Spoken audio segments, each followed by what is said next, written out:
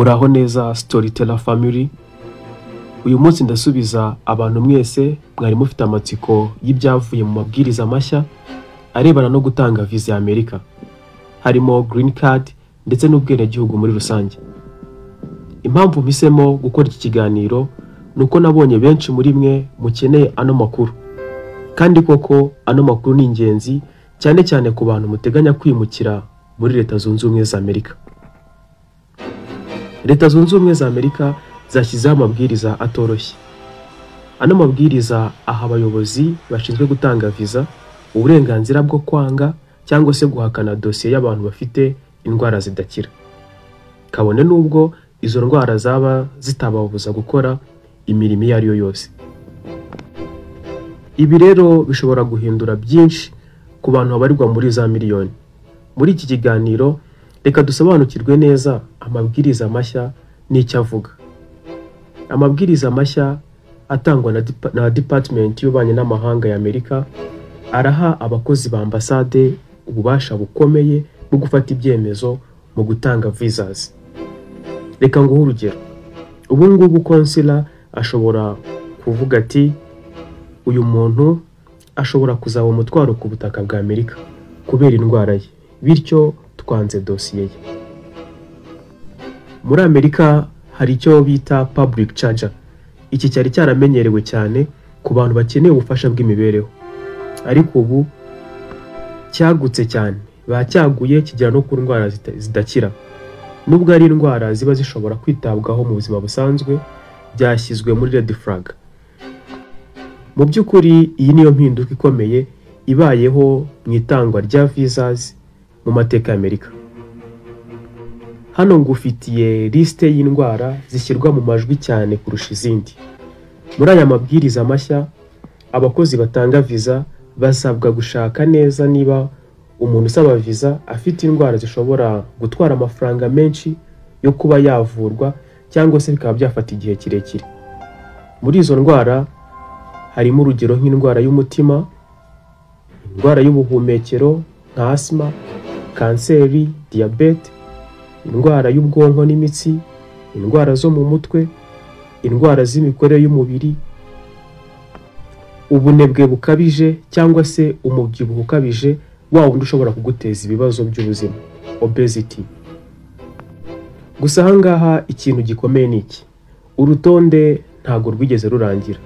Niyo bavuga ngo indwara zishobora gutwara amafaranga menshi, bivuze ko hari n'izindi ndwara zitavuze zishobora kuziyongeramo. Niba ufite imwe cyangwa ebyiri muri izo ndwara navuze hejuru, ntiwumve ko bikurangiriyeho. Ndasoza ino video nkuha inama yagufasha by'umwihariko. Kugira ngo ino video ikugereho neza, umuterankunga mukuru w'ino video ni Kigali Global Visa Destination. Ni kenshi tubwirwa ku isi yabaye umudugudu, ariko ibyo bigerwaho n'uwarebye kurakegera Kigali Global Visa Destination. Kigali Global Visa Destination niwe mufatanyabikorwa wawe wizewe mu bikorwa byose bijyanye n'uko wabonamo visa ndetse no kwiga hanze. Tugufasha mu gukora application zose zigezweho, kuva kuri study admission, tukagufasha kubona visa y'akazi, iyo gusura ahantu cyangwa guhura n'umuryango wawe uherereye hose ku isi. Kigali Global Visa Destination dukorera Kicukiro Sonatube mu nyubako ya Silverback Mall muri floor ya 3. Ukeneye ibindi bisobanuro kandi waduhamagara kuri nimero zikurikira arizo 0780 72 89 74, cyangwa se ukaduhamagara kuri 0794 47 05 34. Kigali Global Visa Destination. Study in your dream city. Study in your dream city. Tunashimira umukire by'umwihariko uburyo akomeje kwita ku iterambere ry'abanyarwanda muri rusange. Muri aya mabwiriza mashya bivugwa ko yibanda kuri visas zose. Urugero nka visa y'abakerarugendo B1 na B2, visa y'abanyeshuri F1, visa y'abakozi ndetse na green card. Ariko reka nkurabure abo ano mabwiriza areba cyane cyane. Urugero ku bantu basaba green card cyangwa abifuza kwimukira burundu muri Leta Zunze Ubumwe za Amerika, ano mabwiriza n'umwihariko kuri bo.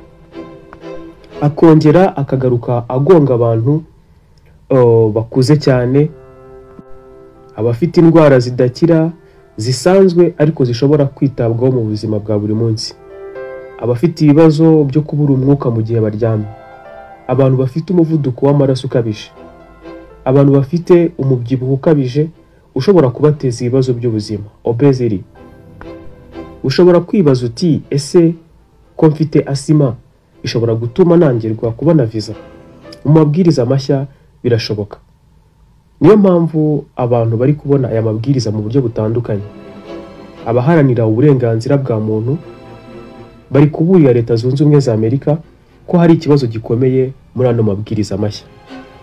Icya mbere, bataga impamvu bavuga ko abatanga visa ntago ari abaganga, nta bumenyi bafite bwo kuba basuzuma indwara ikomeye ndetse n'iyoroheje, ariko ku rundi ruhande ugasanga bahawe uburenganzira bwo gufata icyemezo gishingiye ku buzima bw'umuntu.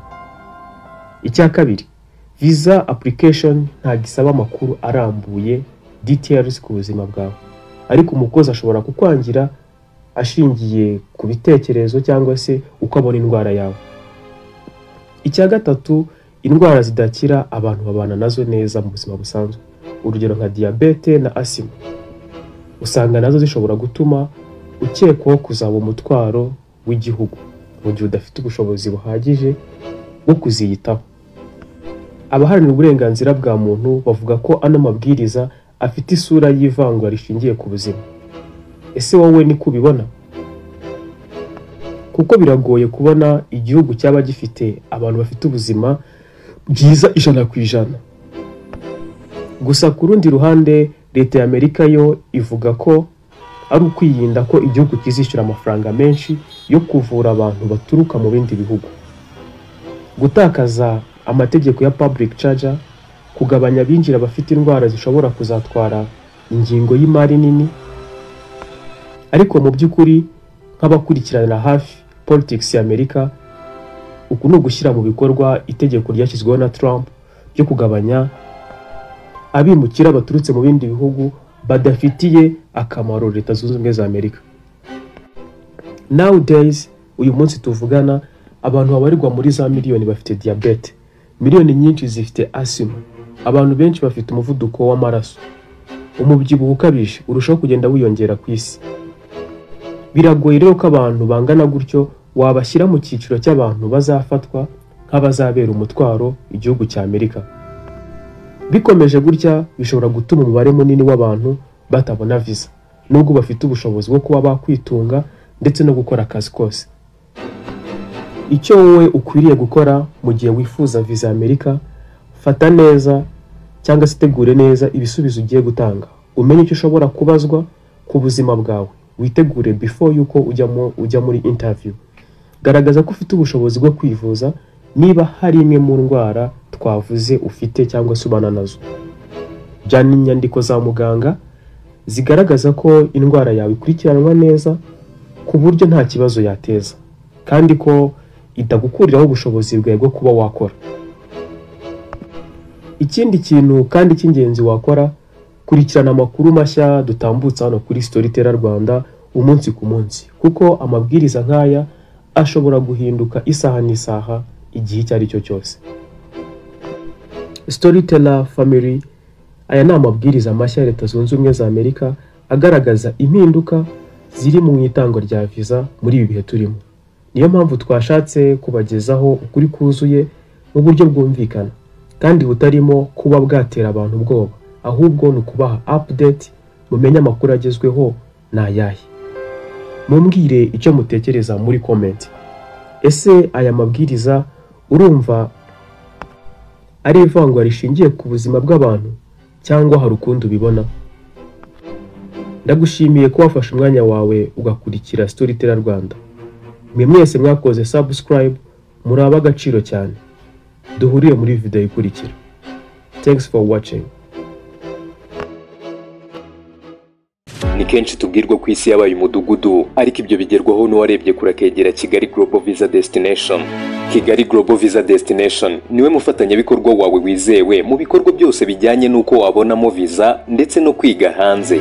tugufasha mu gukora application zose zigezweho kuva kuri study admission, tukagufasha kubona visa y'akazi, iyo gusura ahantu cyangwa guhura n'umuryango wawe aho uherereye hose ku isi. Kigali Global Visa Destination dukorera Kicukiro Sonatube mu nyubako ya Silverback Mall muri floor ya 3. Ukeneye ibindi bisobanuro kandi waduhamagara kuri nimero zikurikira arizo 0780 72 89 74 cyangwa se ukaduhamagara kuri 0794 47 05 34.